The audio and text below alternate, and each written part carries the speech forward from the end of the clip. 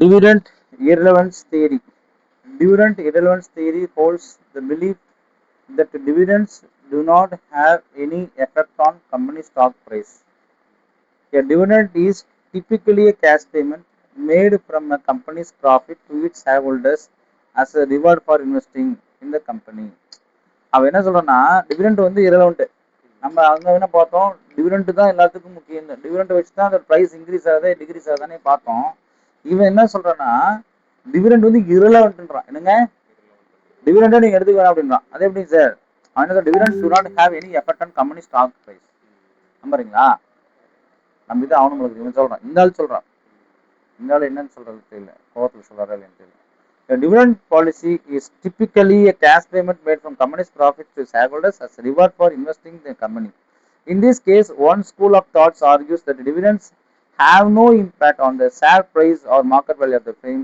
Hence, we shall discuss mainly Miller Modigliani model and some other models.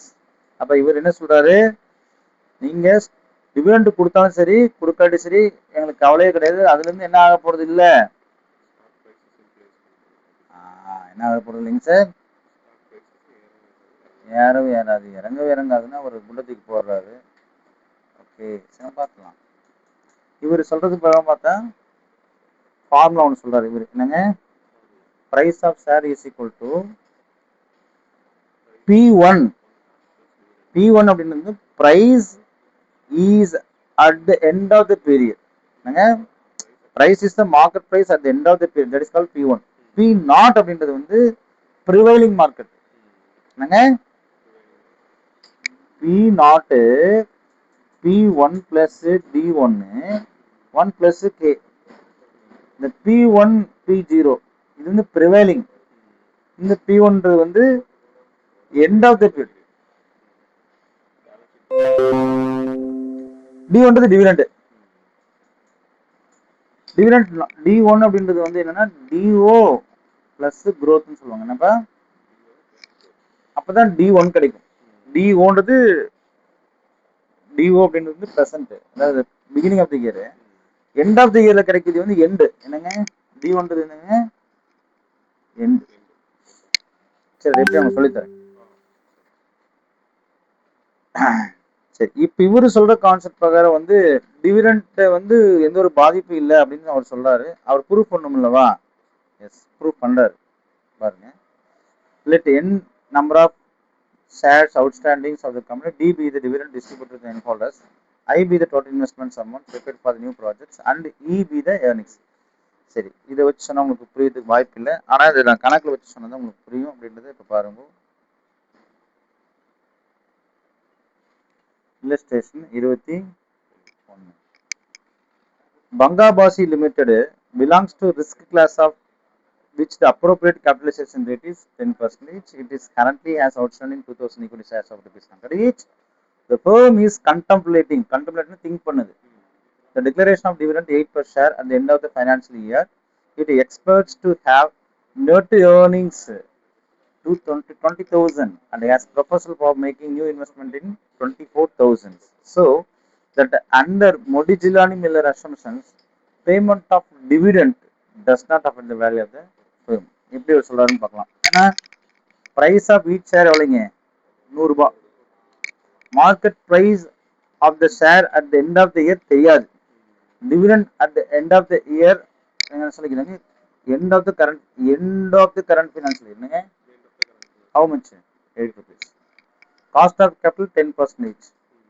Number of outstanding shares at the beginning of the year எவ்வளவு இருந்துக்குதுங்க, 2000 shares தான். Number of additional shares to be issued அப்படின்னு பார்த்தா இல்ல, இப்போ வரைக்கும் இல்லை. earnings வந்து எவ்வளவு சொல்றாங்க, கணக்கு கொடுக்குதான். Proposal for making new investment எவ்வளவு இருக்குது இப்ப? அப்ப இத்தனை கேள்வி கேட்டுக்கிறோம். ஆனா நம்ம கையில ஒரே ஒரு ஃபார்முலா தான் இருக்கு. என்னங்க, P1 plus D1 divided by 1 minus K, எவ்வளவுதான் formula. What is P1?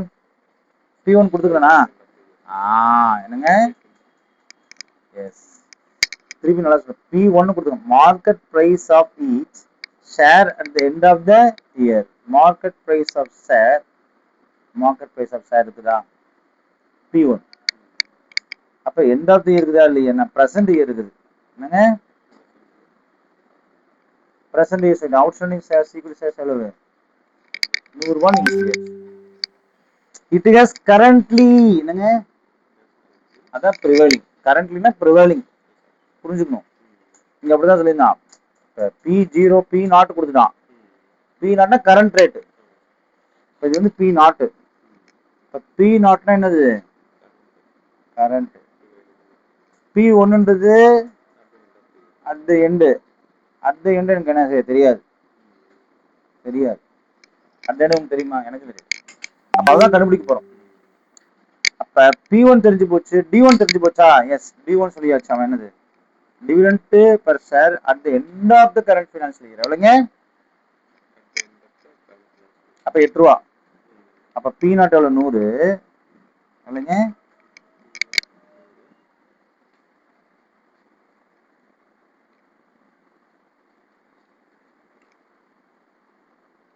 P0 100. P1 எனக்கு தெரியாது இல்லையா?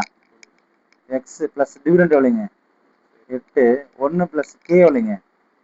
10. அப்ப 8x 0.10. புரியுதுங்களா? அப்படிதான் வரும். Into is equal to 100. Is equal to தானே? இஸ் ஈக்குவல் டு என்னவா இருக்குது? அப்ப 8x is equal to 110 into 100ங்க. 100 இன்ட்டு 100